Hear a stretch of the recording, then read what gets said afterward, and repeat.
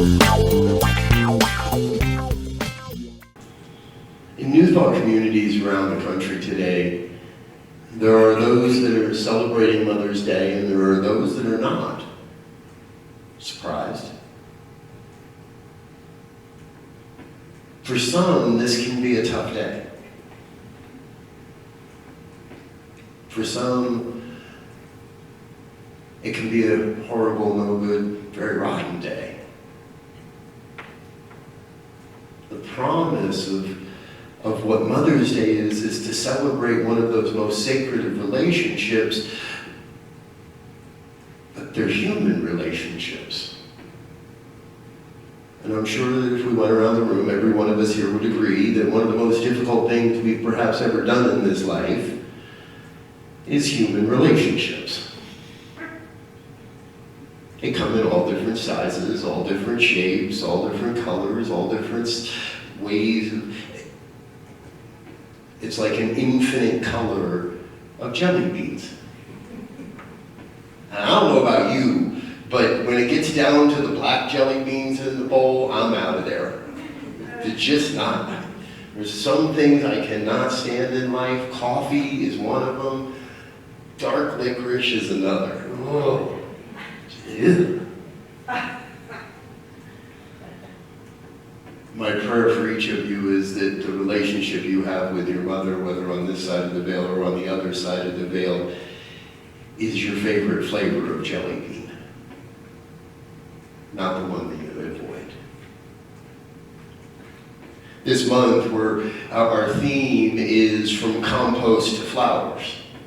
And last week, if you were with us online, or if not, go check it out on YouTube, we talked about being in the hoopla.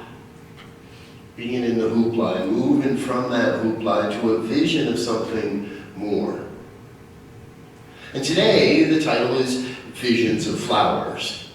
And I wanted to come back to something because I can often lose sight of this myself. And I wanted to remind everybody that when we use that term vision around here, and I believe in all of New Thought, we want to make sure that we're not equating our vision with dreams.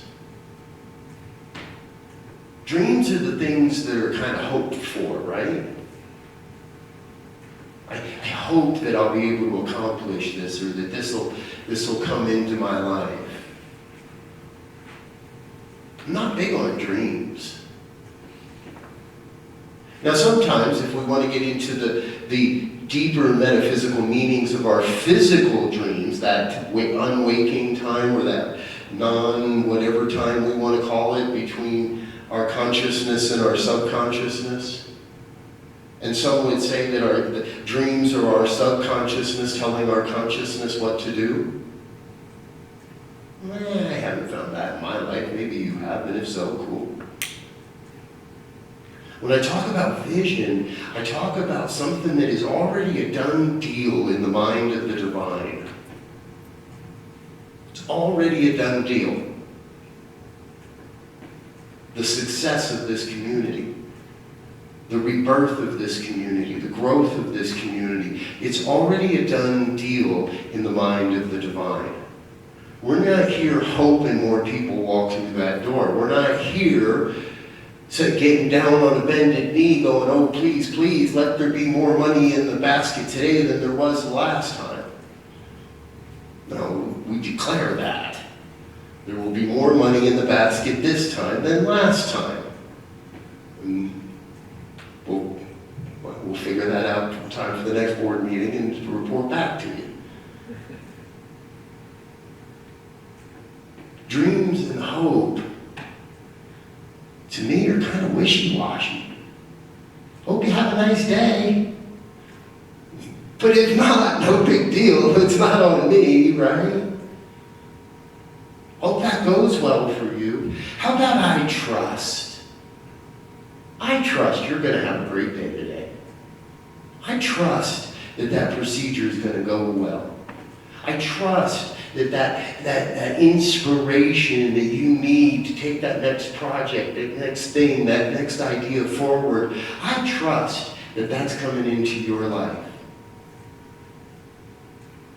You see, recently I was asked a question by a colleague, and the question was, if you had one phrase, if you had one quote that was your own,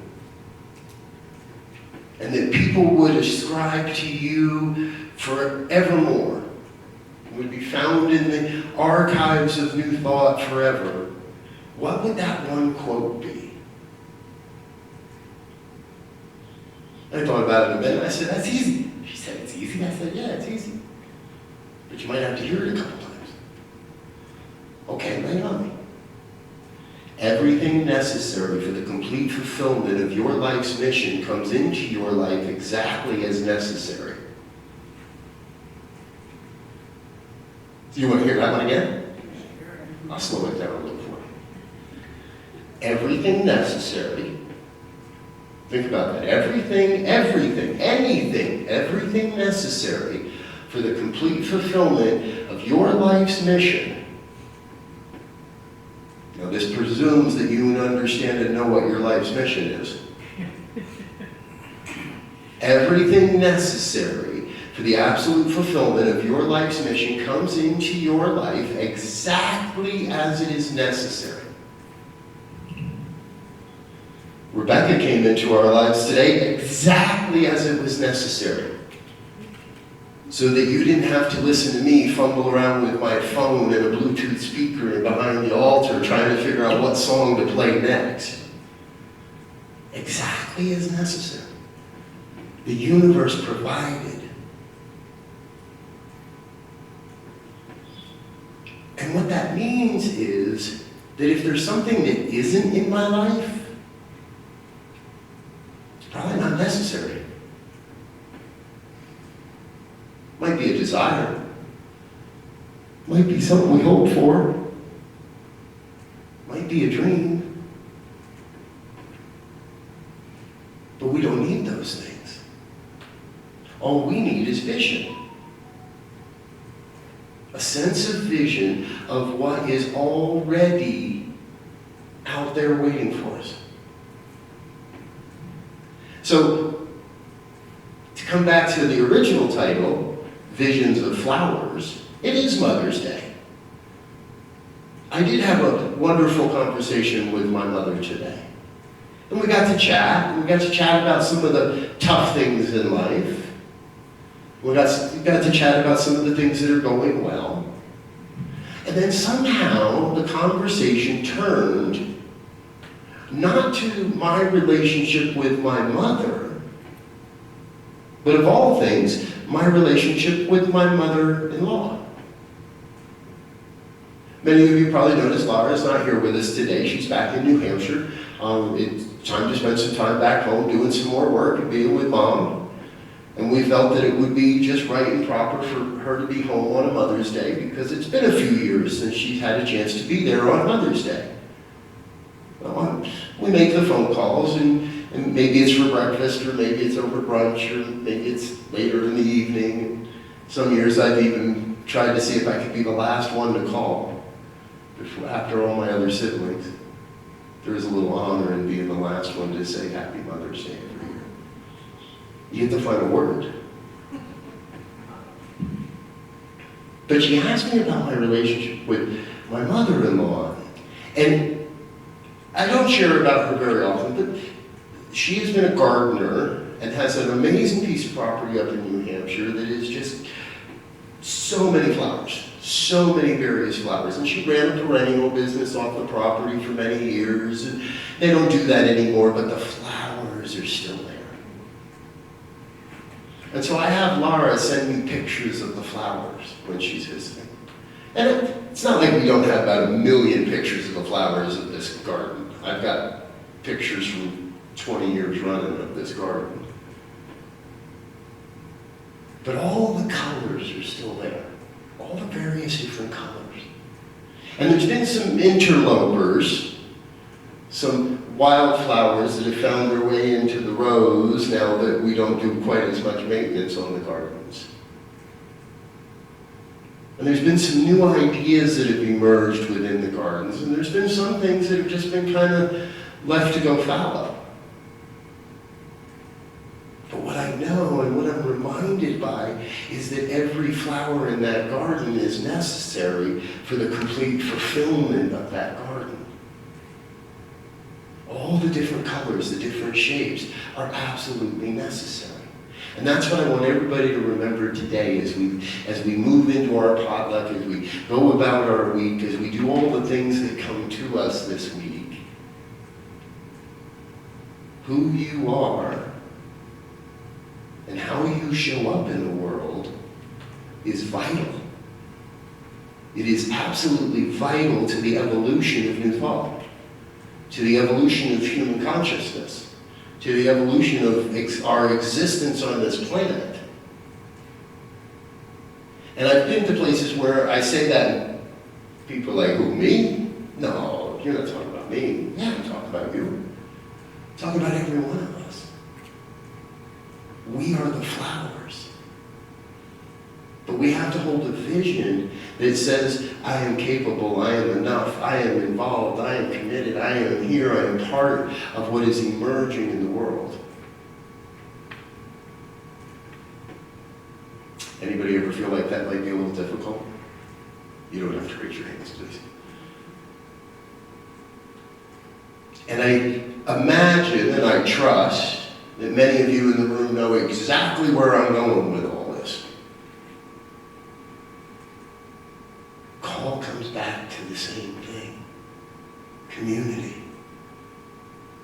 It comes back to our willingness to show up for each other. Even if that's on a text message. Even if that's just a phone call.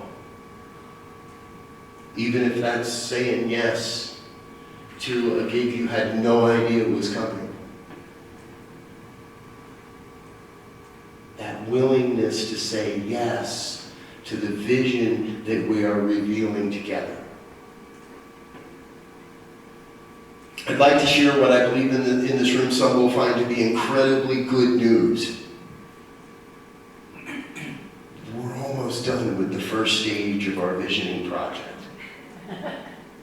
We're close. And if there's anybody that doesn't know what we're talking about, and online, you're invited to this as well.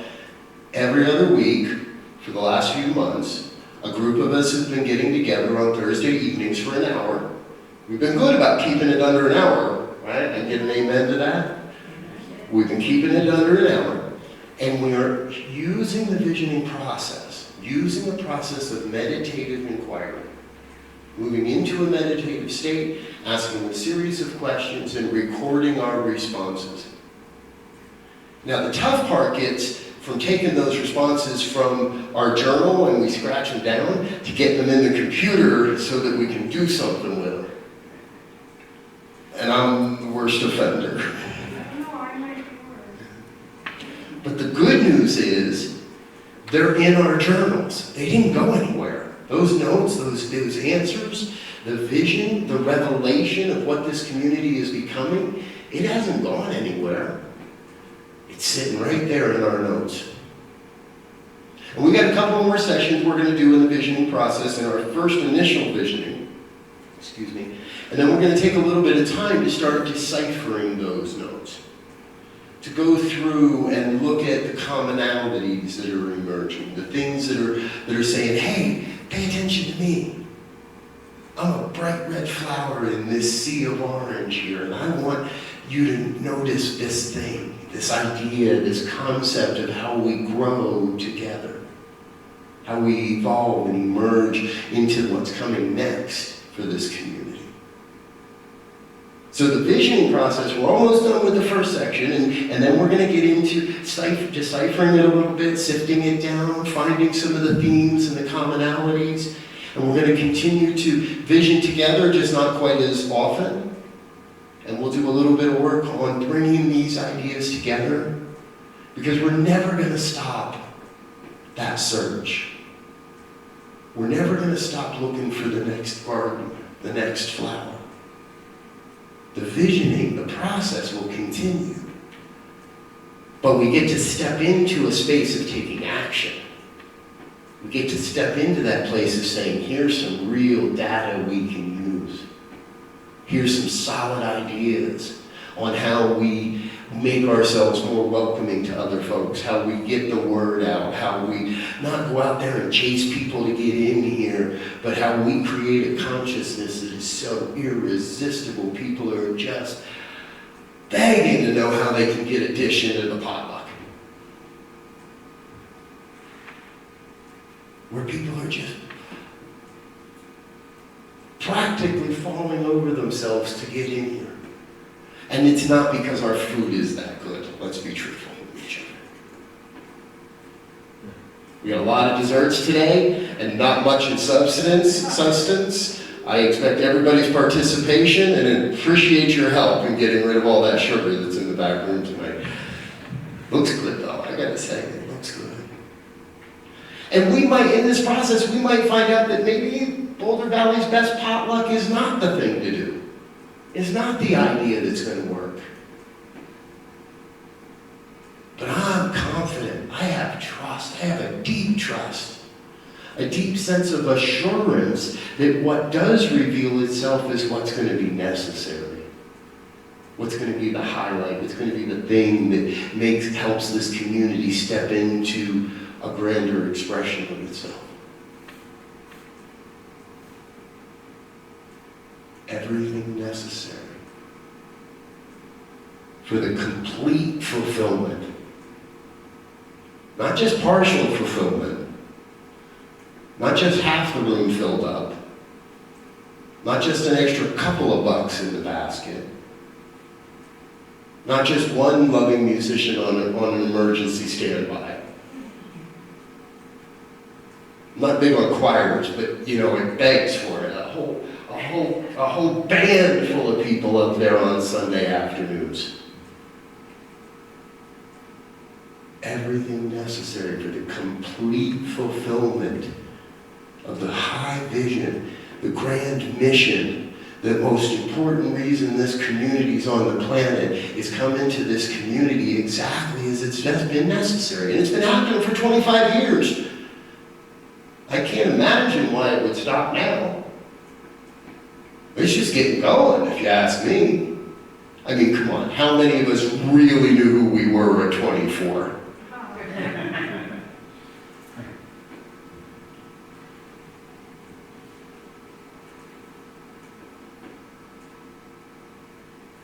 The seeds have been planted.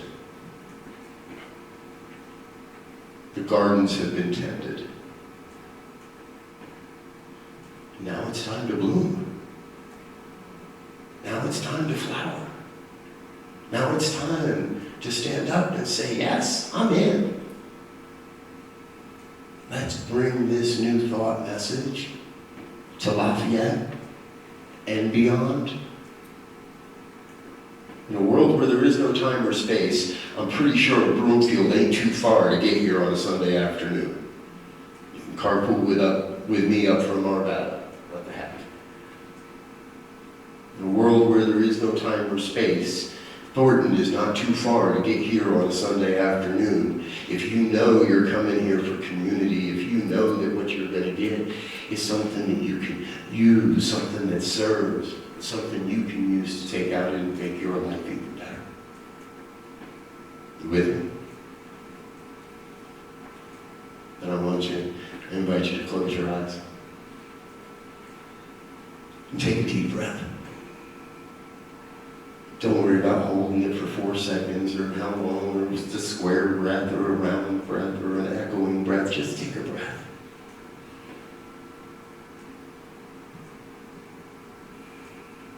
There is one power, one presence, one infinite intelligence that moves and breathes and has its being as all of life, not just some of life, all of life.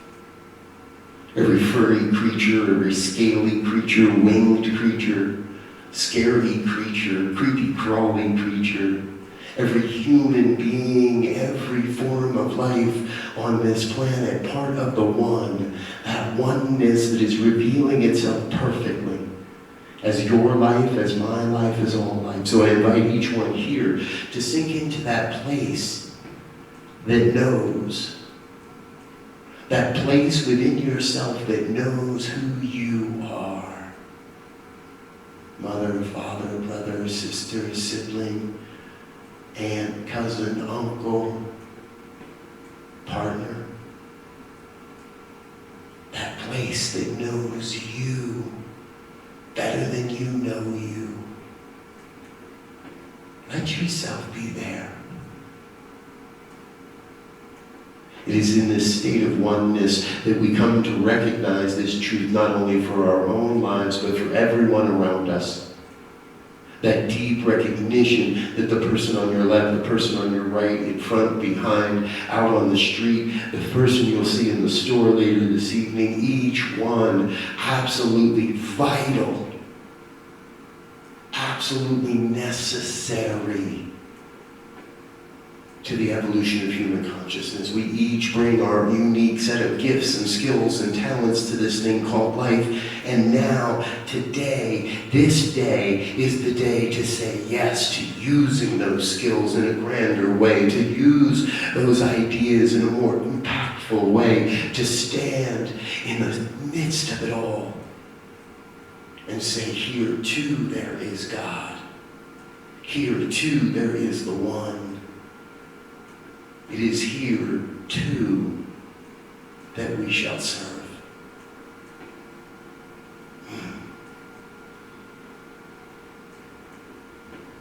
And what I know is that as we cast this vision, as we affirm this truth, we create an energetic vibration that ripples out into the cosmos as we release this prayer, this word, into that ever-creative medium of life that we call the law. We release this prayer into that law, that universal creative law that cannot be denied, that cannot return this word void, that is already acting upon this word. We loose this prayer and we let it be. In complete confidence that everything necessary for the complete fulfillment of my life's mission comes into my life as necessary. I claim that truth for everyone. And so it is.